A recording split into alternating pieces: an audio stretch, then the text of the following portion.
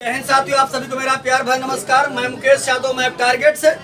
और आज हम लोग पढ़ेंगे कक्षा 10 की मैथ एक्सरसाइज 6.3 का क्वेश्चन नंबर। यदि हम बात करें तो पहले का चौथा प्रश्न। यदि हम बात करें तो इसके पिछली क्लास तक जो है वो हमने इस एक्सरसाइज का क्वेश्चन नंबर पहले का तीसरा तक हम लोगों ने समाप्त कर लिया था, कंप्लीट कर लिया था।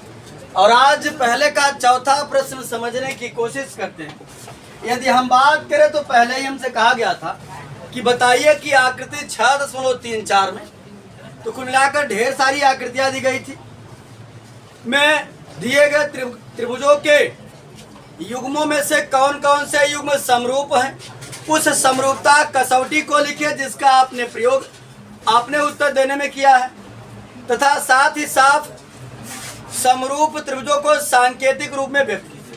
तो पहली बात तो बताना है कि ये सिमिलर है कि नहीं, समरूप है कि नहीं। समरूप है तो दिखाइए, फिर इसको सांकेतिक रूप में व्यक्त करिए, सिंबॉलिक फॉर्म में भी व्यक्त करना है। तो समझिएगा ध्यान से। अगर हम पहले के चौथे प्रश्न की बात करें, तीसरा तक तो हम लोगों ने कंप्लीट ही कर लिया था। चौथे में दो आकृतियां हमको दिया है। और बच्चे एक बार मैं फिर से वही बात दोहराना चाहूंगा कि मैंने अभी तक समरूपता का जो है 3 रूल अध्ययन किया है। Triple S, S, triple A, RHS को हमने कहा था कि हम बाद में पढ़ेंगे। इन 3 रूल को हम लोगों ने सीखा है। इन्हीं तीनों नियमों में से किसी को मैं समरूप दिखाने की कोशिश करूंगा। तो समझिएगा ध्यानपूर्वक बच्चे। अब अगर हम बात करें, इसमें तीनों कोण तो मेंशन नहीं है, तो कुल मिलाकर के ये वाला तो छट जाता है। पहले ध्यान दो कौन सा रूल हमारा लग जाएगा, प्रयास हम उस पर करते हैं। तीनों कोण नहीं पता तो ये तो छट गया। उसके बाद यदि बात करें तो तीनों भुजा नहीं पता तो ये भी छट गया। यानी ये तो कंफर्म हो गया कि काम किस पर करना है, यस से यस पर। अगर यस से दिख जाता है तो अच्छी बात है, नहीं दिखता तो समझिएगा ध्यान से बच्चे। यदि हम बात करें, ये वाला कितना दिया है 2.5 और ये 5। यहाँ समझिएगा MN अपान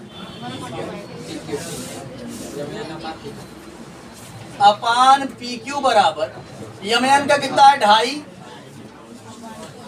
और PQ कितना है 5। 2.5 1 2.5 दूना MN अपान PQ बराबर MN अपान PQ बराबर 1/2। ए बच्चे ये कितना है 5। अस्मित पटेल, अमित साहू, ये 5 है, ये कितना है 10।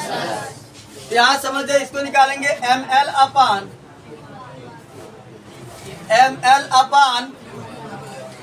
क्या है QR बराबर 5/10। 5 के 5 5 दूनी 10।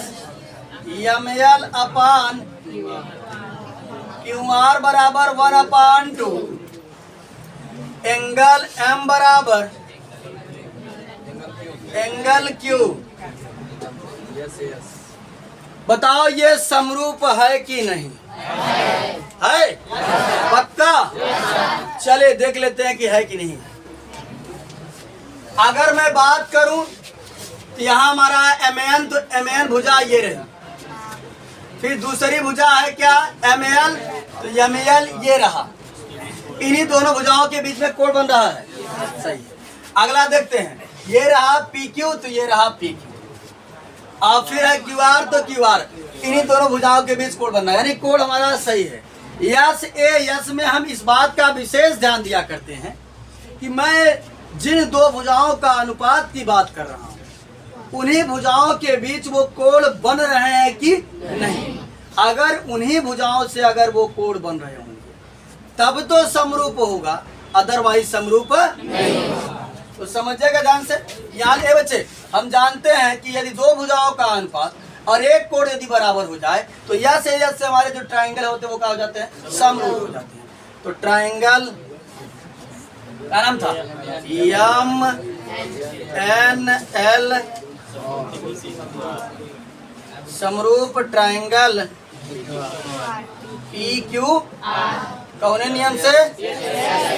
यस ए यस। तो समरूपता हमने बता दिया, सिंबॉलिक फॉर्म में भी कर दिया और रूल भी बता दिया कि कौन सी कसौटी है। तो कौन सी कसौटी है? यस ए यस। साइड एंगल साइड, इन भुजाओं का अनुपात और एक कोण क्या है आपस में बराबर। तो इसको मिटा देते हैं, यानी कि चौथा ये कंप्लीट हो जाता है। अब इसी का पांचवा, जैसा कि हमने आकृति को यहाँ बना रखा है, ये बच्चे बात ना करें, इसकी कहानी समाप्त, इसको मिटा देते हैं ताकि स्पष्ट रूप से दिखता रहे। अगर बच्चे हम पांचवें की बात करें, ये देखो आकृति यहाँ पर हमने बनाया है, आया बात नहीं। आकृति की यदि हम बात करें तो अभी तो हमने देखा यहाँ पर आकृति हमारी दोनों बने और हमने देखा कि हम समरूपता के 3 नियम के बारे में बहुत अच्छे तरीके से डिस्कस कर चुके हैं। तो हमने देखा तीनों कोण नहीं पता है तो ट्रिपल ए छट गया, तीनों भुजा नहीं पता है तो ट्रिपल एस भी छट गया, है ना। अब किस पर काम करना है? इस पर भी यस से, तो देखते हैं यस से समरूप होता है कि नहीं। तो त्रिभुज ए बी सी, त्रिभुज ए बी सी, और 2-4 लोगों को बहुत विद्युत मारेंगे हम, पक्का याद रखिएगा। हम बताएं कि पढ़ाते वक्त अगर कोई डिस्टर्ब करता है हमको तो बहुत क्रोध आती है। त्रिभुज ए बी सी और त्रिभुज डी ई एफ में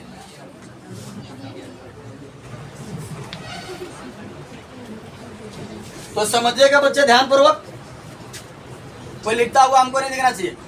तो अब यहां समझिएगा बच्चे, ये कितना है? 2.5 और ये कितना है? 5। यानी A B upon D F, A B upon D F बराबर 2.5 बटे का हो जाएगा 5। 2.5 1 के 2.5, 2.5 दूना A B upon D F बराबर 1/2। बात ना करो बच्चे, ये बी सी है और ये क्या है? E F. तो B C upon E F बराबर, बी सी कितना है? 3 और ई एफ कितना है? 6। 3 1 के 3, 3 दूनी 6। B C upon E F बराबर 1/2। हमने देखा भुजाओं का अनुपात तो बराबर आ रहा है, यानी A B upon D F बराबर क्या है? B C upon E F. आए बच्चे बात नहीं। अब हम देखेंगे कोण की बात करेंगे।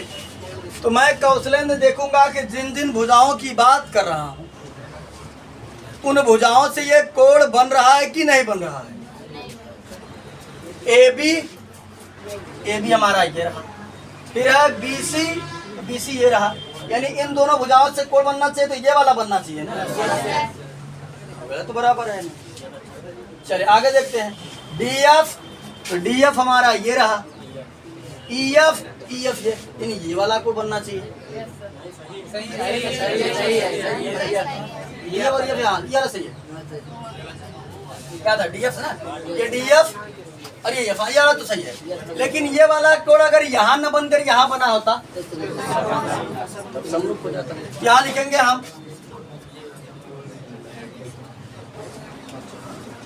समरूप नहीं है, ये बता नहीं, क्योंकि रीजन बताएंगे, क्योंकि बराबर कोण, सुनो ध्यान से भाई बात, बराबर कोण की संगत भुजाएं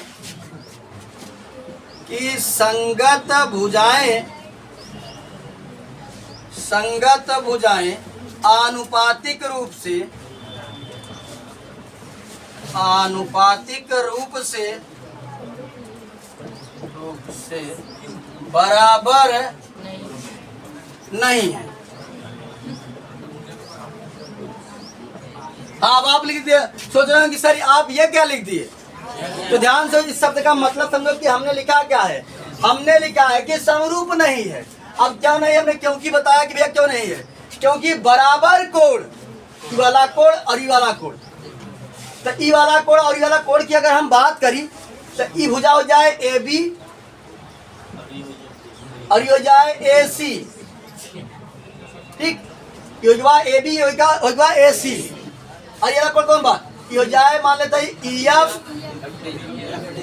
और ये जाए डी एफ का इन्हन के अनुपात बराबर बा का अनुपात तो कौनो और के बराबर देता हम तो वह निकाल, क्योंकि बराबर कोण की संगत भुजाओं यानी ई कोण की है एकर एकर ले से मने चाहे ना, एकर एकर ले से मने चाहे, बराबर कोण की संगत भुजाएं आनुपातिक रूप से क्या है बराबर, यानी अगर ये अनुपात और ये अनुपात बराबर रहा होता तो हो जाता, क्योंकि कोण तो ये और ये ना बराबर है, इसलिए ये समरूप नहीं है। बात कर मुझसे बोल। चले हम लोग समझ लेते हैं इसी का क्वेश्चन नंबर 6।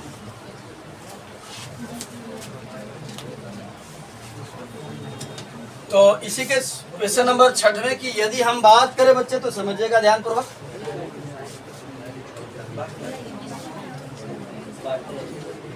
हाँ यहाँ समझ ध्यान से। तो त्रिभुज आए बच्चे करे अभी अब शांत रहा कर मार देंगे का दिन पक्का।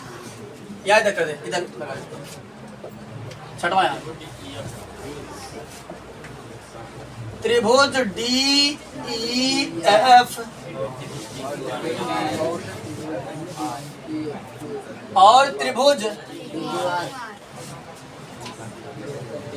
P Q R. बात ना करो, समझो ध्यान से। हमने बताया कि हम ट्रिपल एस समरूपता का नियम पढ़े हैं, यस ए यस पढ़े हैं, ट्रिपल ए पढ़े हैं।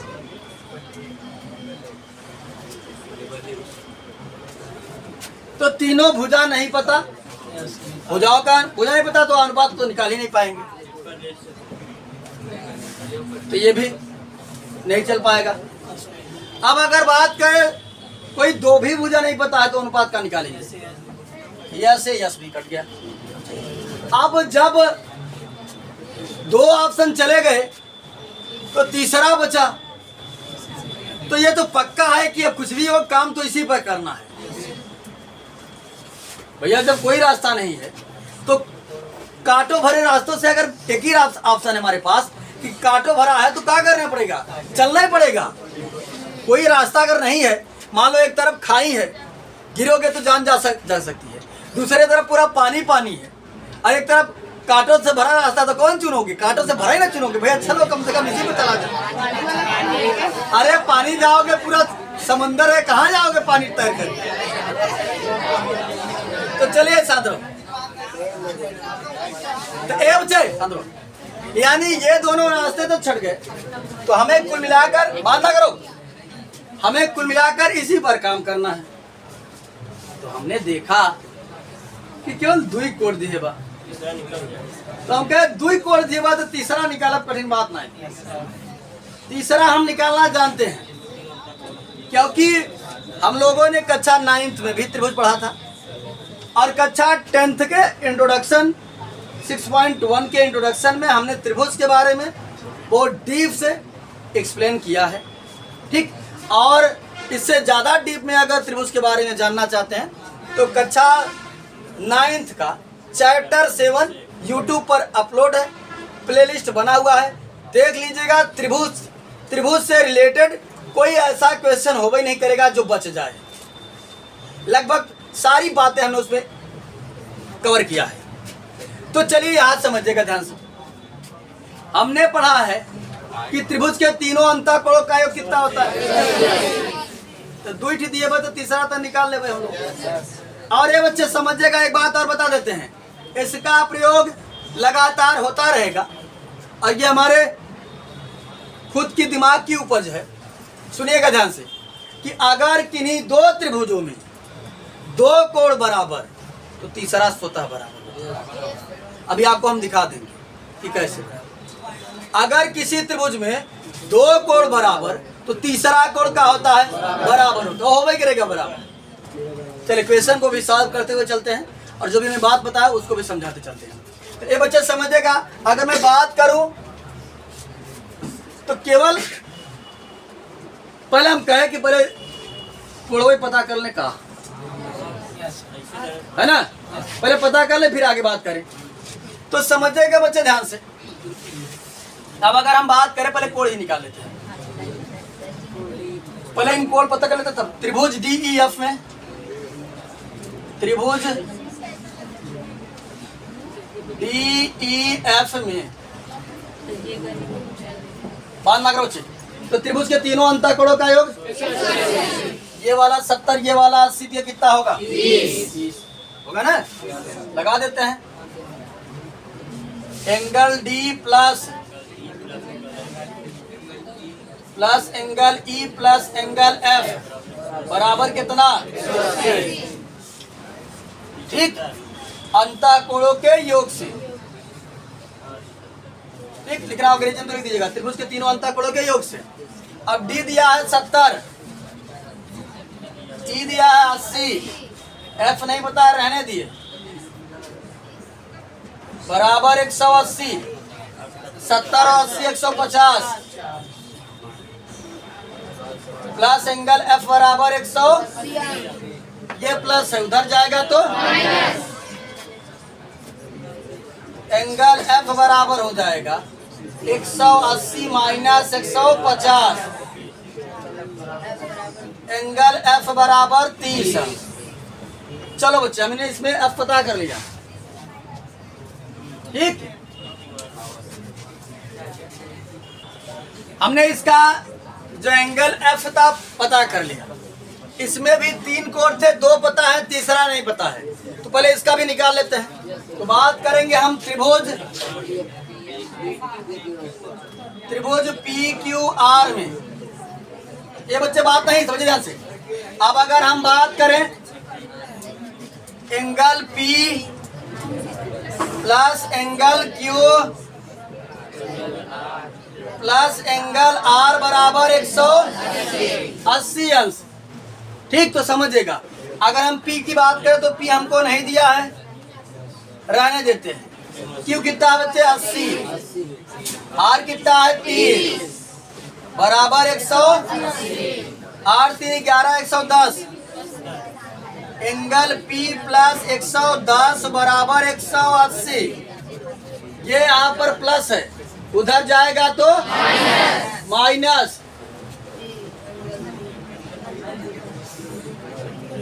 180 माइनस 110 घटा देंगे तो कितना आ जाएगा, एंगल P बराबर 70। तो समझिएगा ध्यान से, यानी इसके भी तीनों कोण पता हो गए, इसको भी तीनों कोण पता हो गए, क्योंकि 2 तो दिया ही था, तीसरा हमने अपने से पता कर लिया। तो अब हम इन दोनों को समरूप दिखाने की कोशिश करते हैं। तो त्रिभुज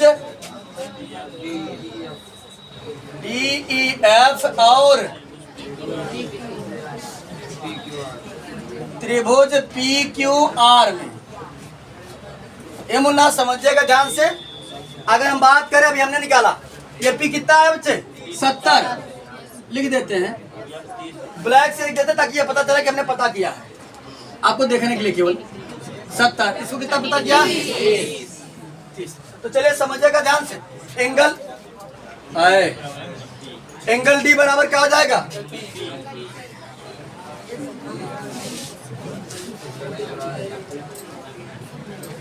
P। उसके बाद बात करें यदि एंगल E बराबर एंगल F,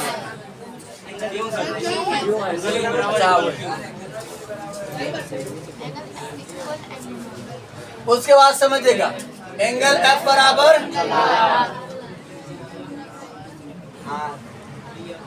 अब हम जानते हैं कि यदि किसी त्रिभुज में अगर तीनों कोण अगले त्रिभुज के तीनों कोण के बराबर हो जाए तो त्रिभुज हमारा क्या हो जाता है, समरूप हो जाता है। तो त्रिभुज DEF समरूप त्रिभुज PQR कौन नियम से, ट्रिपल A समरूपता नियम से, ठीक। तो हमारा क्या होता है, सिद्ध हो जाता है।